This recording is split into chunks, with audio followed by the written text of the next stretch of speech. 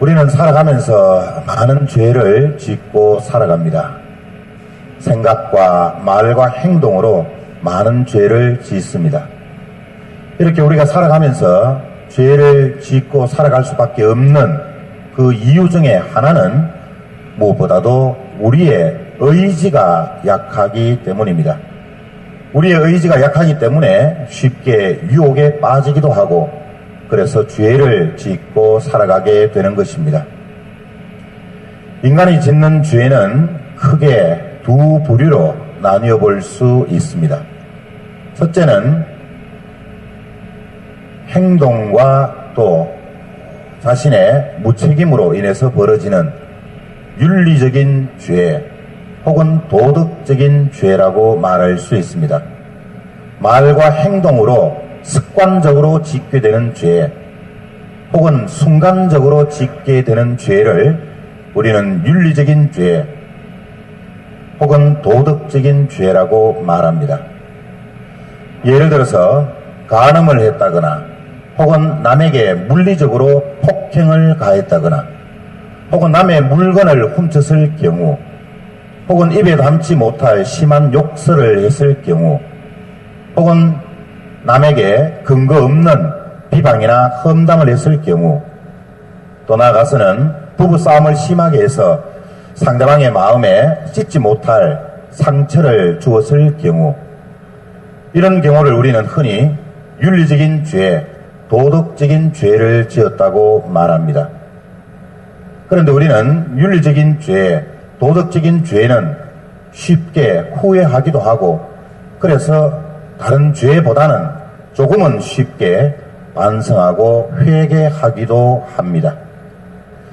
인간이 짓는 두 번째 부류의 죄는 생각으로 짓게 되는 사고적인 죄입니다.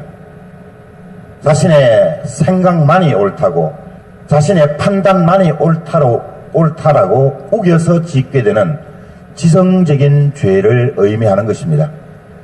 다시 말해서 자신의 생각이나 판단이 잘못되었음을 알고 있으면서도 그 꼴난 자존심 때문에 그 꼴난 체면 때문에 끝까지 자신의 잘못을 인정하지 않고 우겨서 짓게 되는 죄, 그것을 지성적인 죄 혹은 사고적인 죄라고 일컫습니다. 그런데 가만히 우리가 따져보면 쉽게 알 수 있듯이 말과 행동으로 짓게 되는 그런 윤리적인 죄 혹은 도덕적인 죄는 쉽게 후회하기도 하고 또 자신의 잘못을 쉽게 인정하기도 하고 그래서 회개하기가 어쩌면 쉬운지도 모릅니다. 그런데 자신의 생각이나 판단만이 옳다고 우겨대어서 짓게 되는 지성적인 죄 혹은 사고적인 죄는 쉽게 인정하려 들지 않습니다. 끝까지 우겨보는 것이죠. 그렇게 해서 결국은 진실을 받아들이지 않게 되고 결국은 진실을 믿지 않게 되는 겁니다. 자신의 생각만 옳다고 자신의 판단만 옳다고 우겨대기 때문에 결국에는 모든 진실을 받아들이지 않고 또 인정하지 않게 되는 것입니다. 그런데 우리는 생각으로 짓게 되는 이런 지성적인 죄 혹은 사고적인 죄는 너무나도 가볍게 생각하고 또 관대하게 받아들이게 됩니다. 뭐 그렇게 생각할 수도 있고 그렇게 우길 수도 있는 것이지 나는 그렇게 생각했고 그렇게 판단했기 때문에 내가 우긴 것이지 다른 특별한 이유가 없었다. 이렇게만 가볍고 관대하게 받아들이게 됩니다.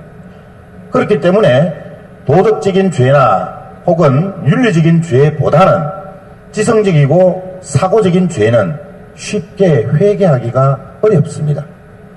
한마디로 말과 행동으로 짓게 되는 도덕적인 죄, 윤리적인 죄는 쉽게 회개할 수도 있지만 사고적으로 짓게 되는 지성적인 죄는 회개하기가 훨씬 더 어렵다는 뜻입니다.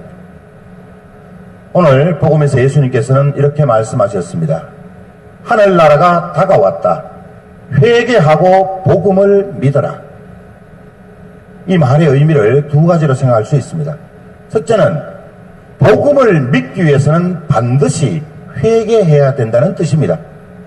뒤집어서 말씀드리면 회개하지 않고서는 결코 복음을 받아들일 수 없다는 뜻입니다. 회개하지 않은 자는 복음적 기쁨으로 절대로 살아갈 수 없다는 뜻입니다.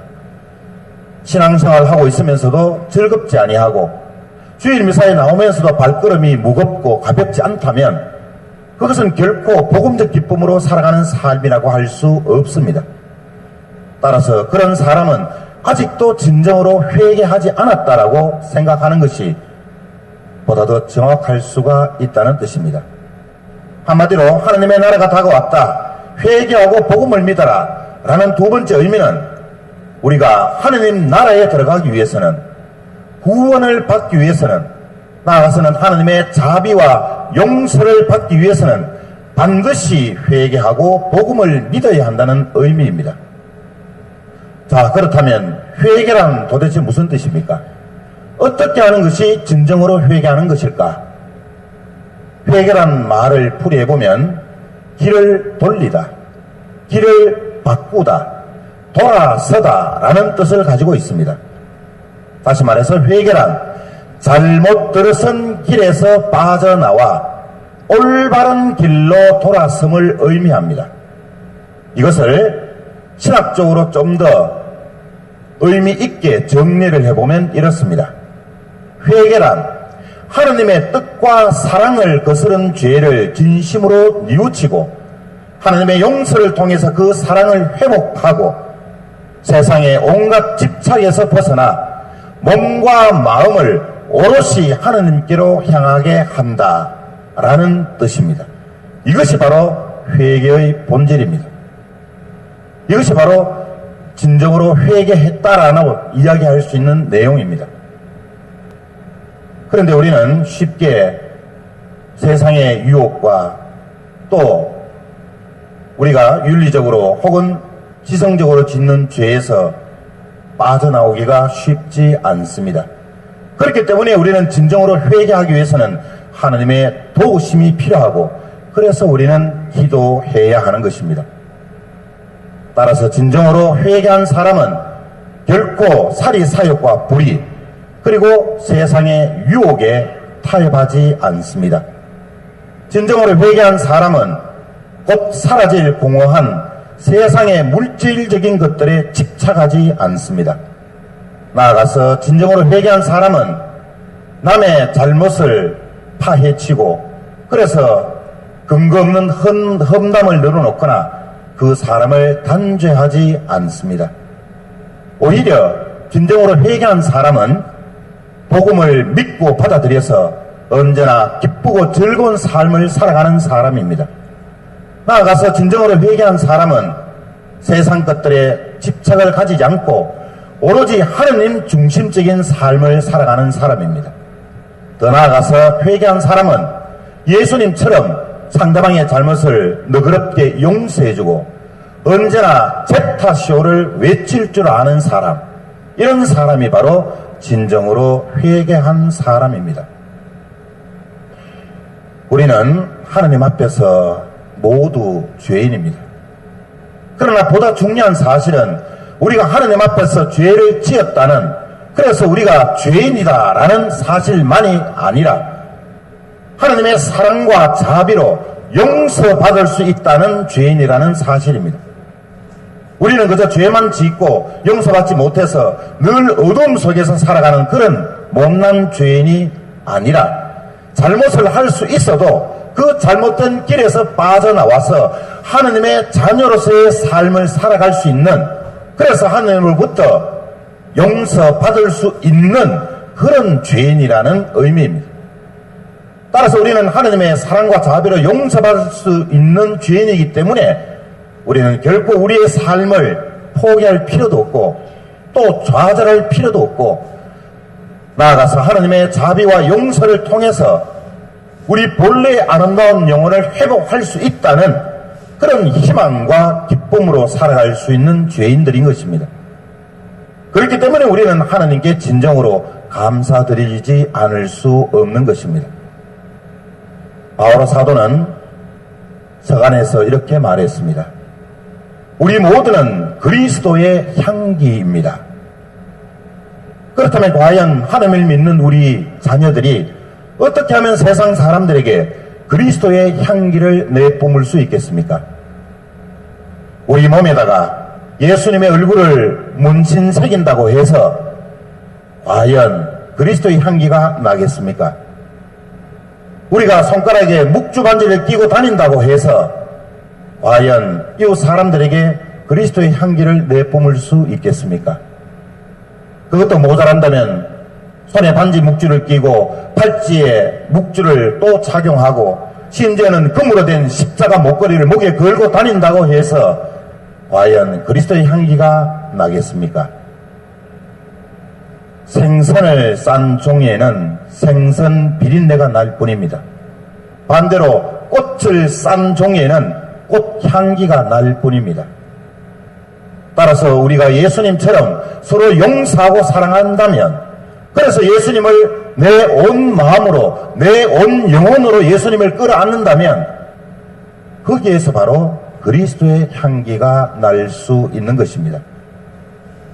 이제 봄이 얼마 남지 않았습니다. 다가오는 봄에는 역겨운 비린내가 나는 그런 냄새가 아니라 이웃 사람들에게 그리스도의 꽃향기가 마음껏 뿜을 수 있도록 우리 자신이 바로 그리스도의 향기가 되도록 노력해야 되겠습니다. 그리고 끝으로 우리가 늘 회개하는 마음으로 언제 어디서나 우리 자신 스스로에게 늘 큰 소리로 외쳐야 되겠습니다. 제 탓이요, 제 탓이요, 저의 큰 탓이옵니다. 라고 말입니다. 저를 따라서 한번 가슴을 치면서 제 탓이요, 제 탓이요, 저의 큰 탓이옵니다. 라고 한번 해보면서 강론을 마무리하겠습니다. 자, 다 같이 시작. 제 탓이요, 제 탓이요, 저의 큰 탓이옵니다. 아멘.